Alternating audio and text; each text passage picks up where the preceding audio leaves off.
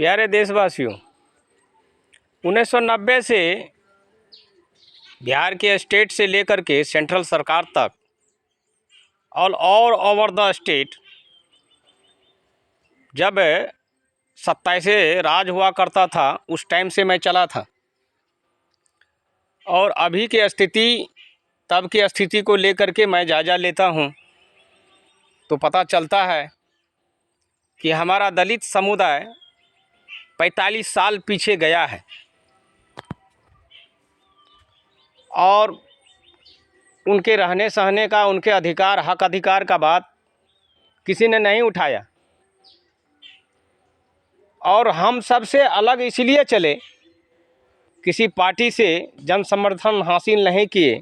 इनका मुख्य वजह था कि पार्टी में कई अवगुण हैं। वो आईना दिखाते हैं कुछ और आपसे वोट ठग के ले जाते हैं, और बाद में एसटी और एससी और ओबीसी को पिछौड़ा पर लात मारते हैं। तो इस बार का चुनाव जो है वो ऐतिहासिक चुनाव है। एक ऐसी चुनाव जिसमें संविधान की रक्षा से लेकर के संविधान का मूल अधिकार जो लिखे गए हैं बाबा साहब के द्वारा, वो निर्मित करना है। इसीलिए मैंने इतना परित्याग, इतने लंबे समय तक परित्याग किया। और मैंने कभी किसी को हीन दृष्टि से नहीं देखा। और पार्टियों को, जो सामने पार्टी आई, मैं उनको जन समर्थन दे करके, एक अच्छा सुझाव दे करके आगे लाने का प्रयास किया। ये हमारा उत्तरदायित्व था, मैंने किया। अब मेरी उत्तरदायित्व ये भी है कि मैं पीढ़ियों को जगा करके, पीढ़ियों को जन भागीदारी के समूह में उनको भागीदारी का हिस्सा बनाना, ये मेरा मुख्य उद्देश्य था और मुख्य प्रश्न भी था। आज उस प्रश्न को झेलते झेलते मैं उत्तर के सामने स्वयं पहुंच गया हूं। यह व्यक्ति जो आपके समक्ष बातचीत कर रहे हैं, उनके पास एक रहने के लिए छप्पर तक नहीं है। मैं अगले डिबेट में ही बार बार यही बता रहा हूं। और किसी नेताओं में ऐसा दम नहीं है। और न्यायालय तो जो भी है, न्यायालय सबूत मांगती है। मैं सबूत पर सबूत, सबूत पर सबूत देता जा रहा हूं। तो न्यायालय भी उतना कठोर सख्त प्रयास नहीं कर पा रहे हैं। क्यों कि उसमें भी आधा से अधिक 90% पाखंड का हिस्सा घुसा हुआ है। जब मैंने इनको सर्वे करके देखा तो 1990 से लेकर के अब तक का सर्वे उठाया, न्यायालय का, उच्च न्यायालय का और सर्वोच्च न्यायालय का, दोनों को उठाया, तो पाया कि बैकवर्ड हमारे दलित और ओबीसी कहीं दिखाई नहीं दे रहे हैं। क्योंकि हमें न्यायपीठ में भी वो आदमी चाहिए। तो मैं इसको पूर्णतः से बदलने का प्रयास कर रहा हूँ। कई डिबेट में मैंने न्यायालय को आकर्षित किया और ध्यान भी दिलवाया। तो इस पर जो भी हो, प्रतिक्रिया 2 साल में देखा जाएगा कि क्या है। फिलहाल तो हर क्षेत्रों में अगर संगठित को बढ़ावा देना हो और संगठित को एक मजबूत ढांचा प्रदान करना हो, तो हर विभागों में, हर न्यायपीठ पर, हर लीडरशिप में, पंचायत से लेकर के सेंट्रल तक जन भागीदारी निभानी होगी। ऐसा मेरा मुख्य उद्देश्य है। इस उद्देश्यों के मिशन में मैंने अपना एक छप्पर तक भी हमें नसीब नहीं है। 2 वक्त की रोटी जिसे कहते हैं, वो भी नसीब नहीं है। और आय के जो स्रोत हैं, जो मजदूरी करके भी आदमी कमाते हैं, वो भी स्रोत नहीं है। वो भी स्रोत खत्म हो चुका है। क्योंकि जो स्टेट में बैठे हुए हैं, उन्होंने तो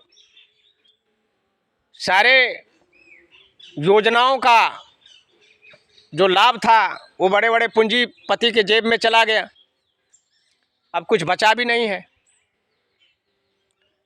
अब इसे किस प्रकार आप सब करते हैं, क्योंकि लीडर में उतनी ताकत नहीं होती जितनी जनता में होती है। और जनता में हमारा ये जो 28 जातियां हैं, उसमें यादव भी आते हैं, उसमें कोड़ी, कुम्हार, कुर्मी सभी आ जाते हैं। अत्यंत पिछड़ी ओबीसी को इस बात को मानना चाहिए। ये मंदिर में घंटा बजाने से मैं भी बजाया, खूब पूरा बजाया, और आचरण में ढाल के भी दिया, और हाथ में मिला मुझे कटोरा। वो कटोरा जो मैं दिखा रहा हूँ लीडर को कि देखो भाई मेरे हाथ में कटोरा है। तो पीढ़ी के हाथ में कटोरा ना हो, इसलिए जन भागीदारी में शामिल होना बहुत ज़रूरी है। बच्चे को बच्चे से तैयार किया जाए। हमें जिस प्रकार से कठिनाई का सामना करते हुए यातनाएं मिली, बहुत सारे दुख दर्द को मैंने लेसन में कैद किया, चलता भी गया और लेसन में कैद भी करता गया। आज मैं जो कुछ बोल रहा हूँ यही मेरा लेसन है। पहले मैं कागजों में कैद करता था और डाकों में घुसेरा करता था। आज मैं बोलता हूँ, आदमी सुन रहे हैं, ऑर्गेनाइजेशन सुन रहे हैं, वही मेरा लेसन है। लेसन को ख़त्म नहीं किया हूँ। लेसन पहले लेखनी में चलता था, अब मैं वाणी में देता हूँ। यही मेरा लेसन है। तो कहने का मतलब ये हुआ कि अगर समुचित विकास की ओर हम सबको चलना है तो सबों को हिस्सेदारी, जिसकी जितनी हिस्सेदारी उसकी उतनी भागीदारी। ये हमारे काशीराम जी कहे थे, और कर्पूरी ठाकुर, बहुत सारे नेतागण आए, स्टेपनी बन के रह गए। तो मैं स्टेपनी को हटा करके मेन लीगल में लाना चाहता हूँ कि अगर देखें चार्ट लिस्ट उठा करके तो हमारे दलित का एक भी प्रधानमंत्री आपको दिखाई नहीं देगा, ऊपर से लेकर नीचे तक। क्यों दिखाई नहीं देगा? इसलिए दिखाई नहीं देगा कि हमें प्रलोभन दे करके हमसे वोट लिया जाता है, और उसके एवज में 5-7 साल के लिए भी मिलने से भी दुर्लभ हो जाते हैं। अभी मेरी स्थिति देखिए कि मैं अपने समस्याओं को लेकर के अगर मैं थाने में जाता हूं तो थाने वाले 2 दिन या 4 दिन ठहरने को बोलते हैं। ठीक, 4 दिन ठहर गए। अगर मैं किसी कलेक्टर से, किसी एसपी से मिलता हूं तो वो फाइलों में दब के रह जाती है, उनका इंक्वायरी नहीं होता है। तो दलित समुदाय का जो घटना है वो फाइलों में कैद हो जाती है। इसीलिए मैं सभी दलित भाइयों से ये कहना चाहता हूँ कि चमार शब्द जो है वो 3 शब्दों से बना है और सभी धर्मों का मिश्रण है वो। इसलिए बाबा साहब अंत में बौद्ध धर्म को प्राप्त किए और हिंदू प्रथा को ख़त्म किए। ख़त्म तो नहीं हुई, उन्होंने परित्याग किया, और मैंने भी 2000 में ही परित्याग किया था अंदर से। ये तो कुछ हिंदुओं को ये दिखाना था मुझे आचरण में ढाल के कि मैं सर्वधर्म हारा हूँ, सभी धर्मों में मैं हूँ। सर्वधर्म को एक समान, जिस तरह संविधान के रूल्स एक संविधान है, उसी तरह धर्मों के लिए भी मैं एक समान दिखाई दे रहा हूँ। ऐसा लेखनी में भी है, ऐसा मेरे आचरण में भी है।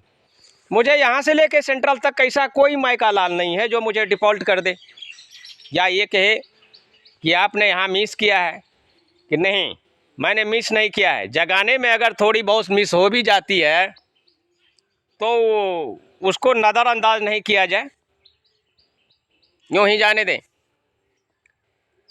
तो अभी का वस्तु स्थिति ये है कि आप स्वयं को सबल हो जाएं सभी, और अपने कास्ट से एक लीडर को तैयार करें, जिससे आपके समाज में, हमारे डॉक्टर कलाम साहब कहे थे